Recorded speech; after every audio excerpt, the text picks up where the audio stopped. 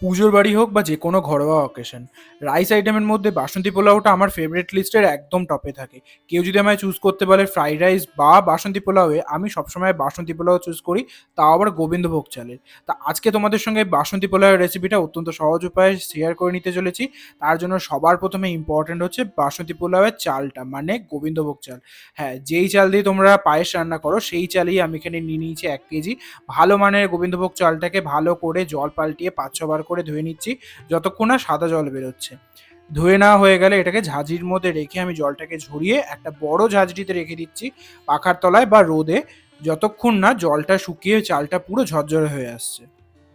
চালটা ঘন্টাখানিকের মধ্যে শুকিয়ে গেলে আমি এখানে ডাইরেক্ট রান্নাটা শুরু করছি। কোনো রকমের আগে থাকতে ঘি মশলা মাখিয়ে রাখার কোনো ঝুটঝামেলায় না গিয়ে আমি রান্নাটা শুরু করছি। এখানে আমি হাতের সামনে নিয়ে নিয়েছি কাজু আর কিশমিশ। ওজনে এখানে কাজুটা 100 গ্রাম, কিশমিশটা 200 গ্রাম।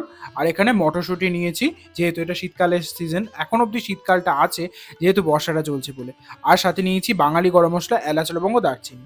প্রথমে আমি কড়াইতে দিয়ে দিচ্ছি সাদা তেল। তোমরা চাইলে এখানে পুরোটা ঘিতে ইউজ করতে পারো, আমি এখানে তেল আর ঘি ইউজ করছি। সবার প্রথমে তেলটা হালকা গরম হয়ে গেলে এখানে কাজু আর কিশমিশটা ভেজে নেব।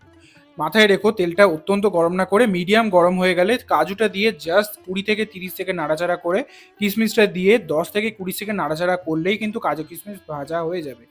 কাজু কিশমিশ যদি পুরো ব্রাউন করে ভাজতে থাকো, তাহলে কিন্তু গ্যাস থেকে নামানোর পরও কাজু কিশমিশটা ব্রাউন থেকে কালচে পুড়ে তিতকুটি হতে শুরু করবে। সেই জন্য মাথায় রেখো গ্যাসের আঁচটা কমিয়ে রেখেই তেলে কাজু কিশমিশটা ভাজা।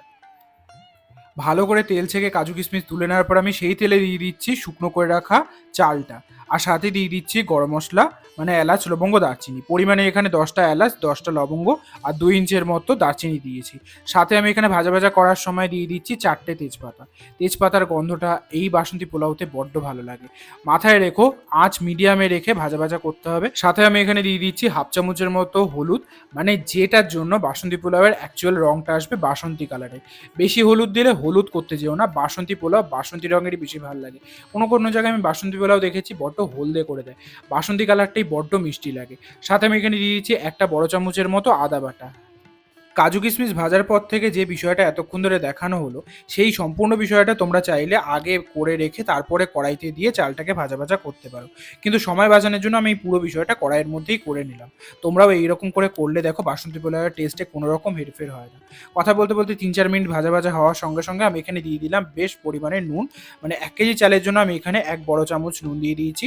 প্রায় 4-5 মিনিট আরও ভাজা ভাজা হওয়ার পরে এখানে আগে থাকতে ভেজে রাখা কাজু কিশমিশটা অ্যাড করে প্রায় 2-3 মিনিট নাড়াচাড়ার পর আমি এখানে দিয়ে দেবো ফুটন্ত গরম জল। মাথায় রেখো একদম টকবগন্ত ফুটন্ত গরম জল।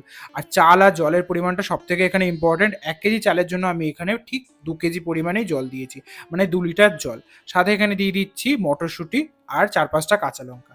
এই টাইমে কাঁচা লঙ্কাটা দিলে কাঁচা লঙ্কার ফ্লেভারটা বাসন্তী পোলাওয়ের মধ্যে বড্ড বেশি ভালো লাগে।